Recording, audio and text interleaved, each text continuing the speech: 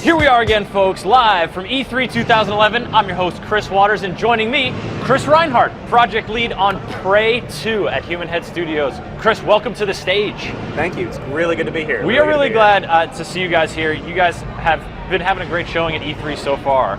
Just that dynamite. If you folks haven't seen the CGI trailer for Prey 2 yet, it's dynamite. Watch it after you watch this demo. Chris, Prey 2, you guys got this cool game.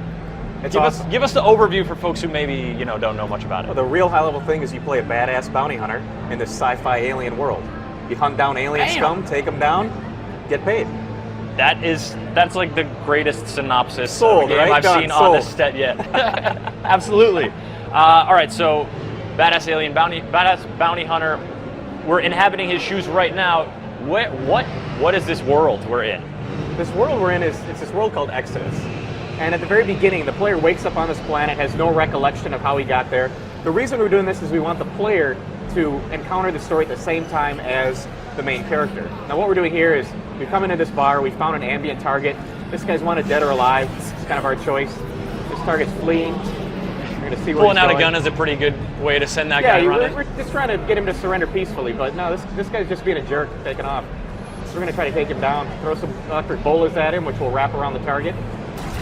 If you can hit him. Yeah, if you get him. Oh, there it is, nice! So he's wanted dead or alive, and so we could, well, I guess we decided to kill him. That blow him away. Guess we know what choice that is. And so you've got like a little augmented reality thing going on there with the targeting system and calling up the file on the target there. Is that just sort of, so as you're exploring, you'll come... I'm sorry, what?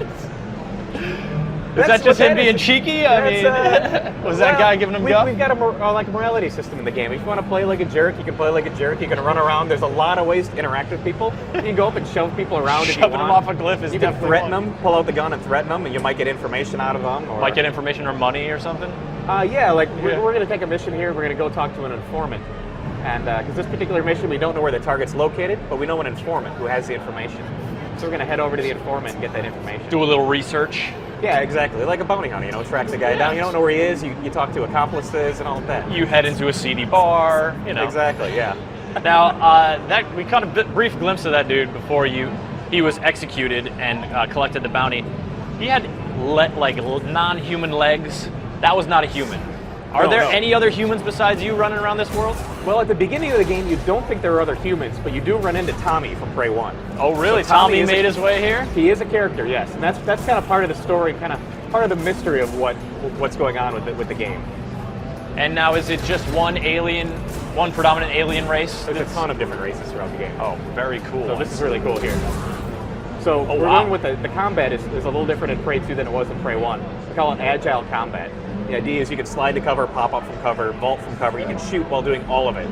It's very fast, fluid, it's very accessible. Yeah, that was smooth. I mean, you had some cover and then slid right under it, ba-bam. We've spent a lot of time on it. It's working out really, really well. And does that sort of, one obvious comparison is to Mirror's Edge, a game in which, mantling, jumping up on surfaces, stuff like that was the main focus, but you guys that's just part of your game here. That's part of the game. You've got gunplay, and it's first-person platforming basically that's going on right here. But what we did is when we were designing the movement system, because that's one of the first things we wanted to do is expand that.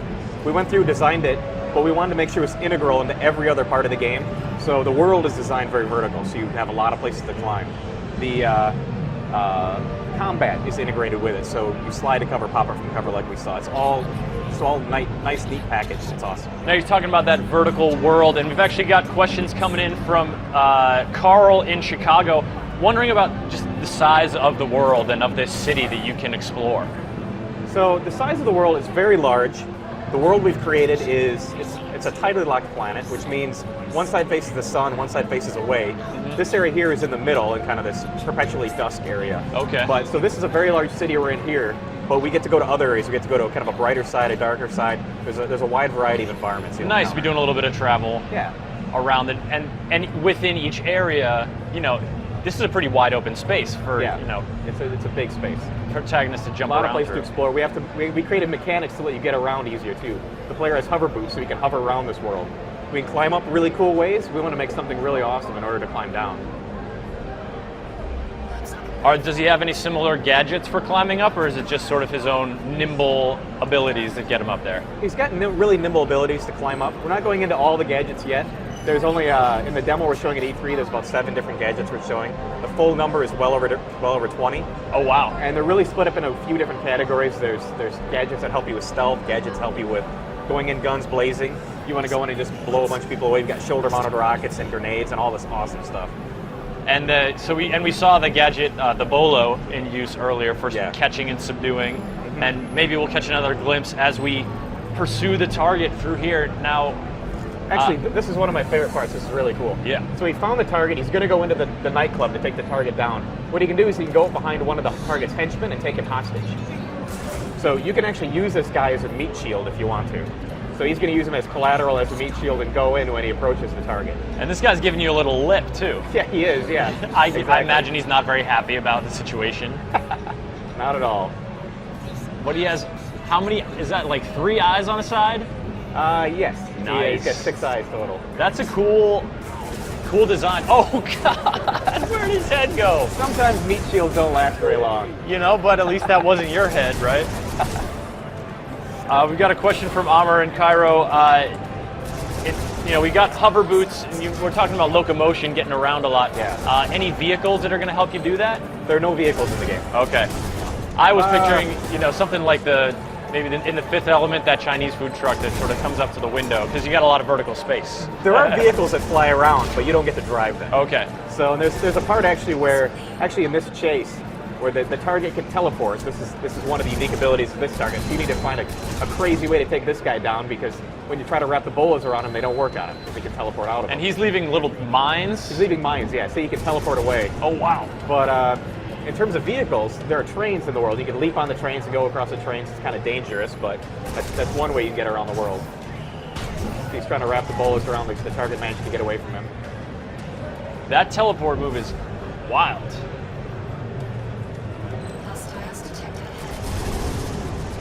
So and then here he's going to flip to one of my other favorite gadgets. These are the shoulder-mounted rockets. And it's awesome because you can use the gadgets at the same time as your weaponry. So you can just go blow a whole bunch of stuff up. That guy's limping away. And we've got a question from Timothy. He's obviously interested in the gadgets and the guns you've got available here. Any kind of shops or home base where you go spend the money you earn from bounties? Yeah, there are vendors throughout the world. Vendors that sell black market goods, vendors that sell weapons and gadgets and upgrades. So there's a really deep upgrade system. So if you say you prefer to play stealthy, you're going to pick obviously more stealth gadgets. So you're going to want to upgrade those more. You'll probably get rid of the more blow everything up type of gadgets so you can stick with those. Because you're streamlining it. Yeah. You can customize it to the way that you want to play. So here's a question. How would you, say you were taking a stealth approach to earlier, you wouldn't have taken a hostage. Would there be an alternate route in? How would you play that stealthy to get in there and get close to your target? Well, you'd identify the target's on the second floor, so you'd probably try to find a way in, climb up, find a way in and try to take him by surprise. Try to take him down quickly before he can activate all of his henchmen. And that looks like a handy little gadget that just saved you from getting shredded by that horrible alien gun. That was a deployable shield, which you can drop, and it lasts for a brief period of time. This is another awesome one. It's called the anti-gravity grenade, which will pull a guy up from behind cover for a brief period of time. You can go and blow him away. Here are the trains I mentioned. You just teleport through the trains? Man, Flare, and you grab the trains and climb up.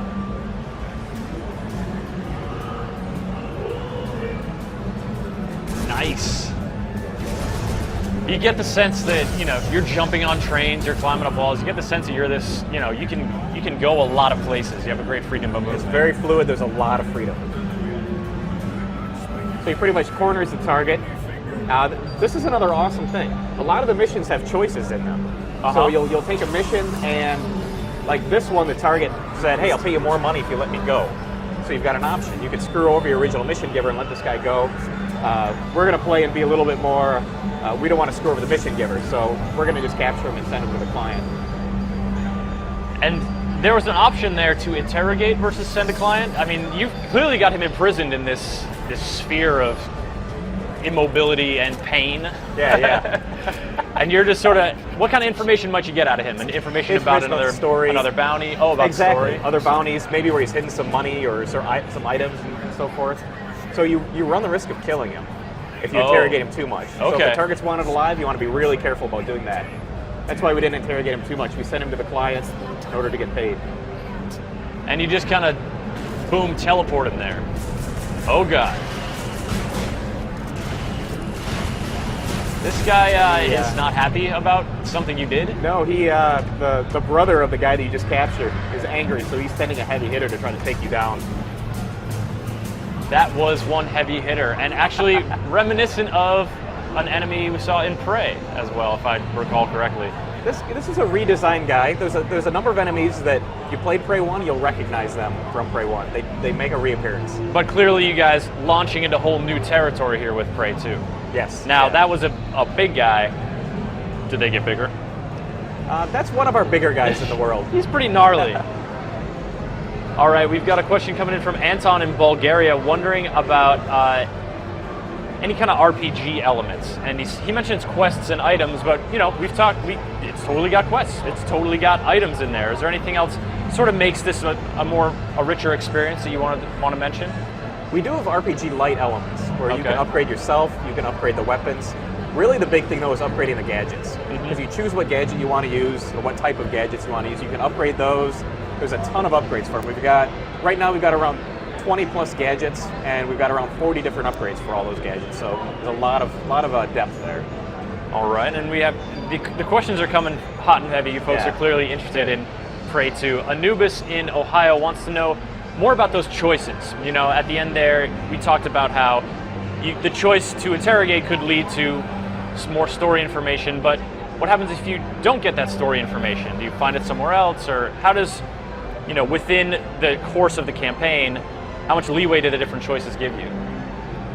Well, in terms of the overall choices, there's a lot of interesting choices throughout the mission. So for example, there's a mission where you could be going after a particular target, you're trying to, maybe you want to kill it. And the client wants him dead. You're going after that target. The target himself contacts you. You realize there's a bounty hunter after him. And he goes, "Hey, I see you're after me, bounty hunter. I'll pay you double if you go kill the original client." So now you've got a choice. Do I want to screw over the mission giver, or do I want to be maybe a little bit more honorable and go after and finish the mission that I was hired for in the first place? Now you say the word honorable, and that harkens back to very early in the demo. You mentioned sort of a morality kind of thing where we watched the casual shove of the pedestrian off the edge, which I admit made me laugh. That was funny. I liked it. But is that something that's actually tracked? Is that something that comes into play in the development of the story? It is tracked, yes. So if you screw over your mission giver, or if you go around and blow people away, or if you because you can take anyone hostage. You can go bind anyone in the game and you can take them hostage. Okay. So, anyone who it's reasonable. You can't take that giant brute guy at the end. You can't take him hostage. Freeze or I'll shoot. But if you take a random innocent hostage, you're going to lose some of your reputation. Okay, and then will maybe, people be less reluctant to hire you or give you jobs or stuff like that? It has effects on some of the gameplay elements throughout the game. All right. Well, very excellent, Chris. Thank you so much for bringing Prey 2 by. This game is looking very intriguing, and I encourage you folks to check out that trailer, as I mentioned before. Is there anything else you want to mention before we wrap it up here? One thing I want to mention about the trailer itself, I've got two things actually. The trailer itself is really interesting developing it, because we developed it around the same time we're working on this demo. So if you watch the trailer, everything that happens in that trailer, you can do in the game. So it's one of those rare things that you see the trailer, people are like, that's not really the game. That really is the game. What happens in there, you can do in the game, because they were developed at the same time. Yeah, those shoulder-mounted rockets get a nice scene towards the end of that trailer. Yes. I think you folks will enjoy it. I was noticing that throughout, and I didn't want to, let it run its course. You folks should definitely check that out. And Prey 2, we're going to be able to get our hands on it. When's it coming to store shelves, and on what systems? It's going to be out next year in 2012. It's going to be for the Xbox 360, PlayStation 3, and the PC. Chris Reinhardt from Human Head Studios, thank you so much for bringing Prey 2 by.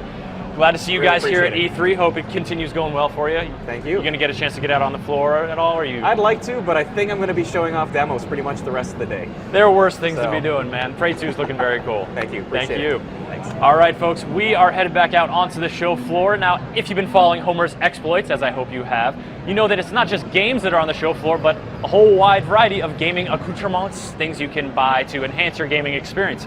One well-known developer of those things is Mad Catz. We're taking a look at their booth next.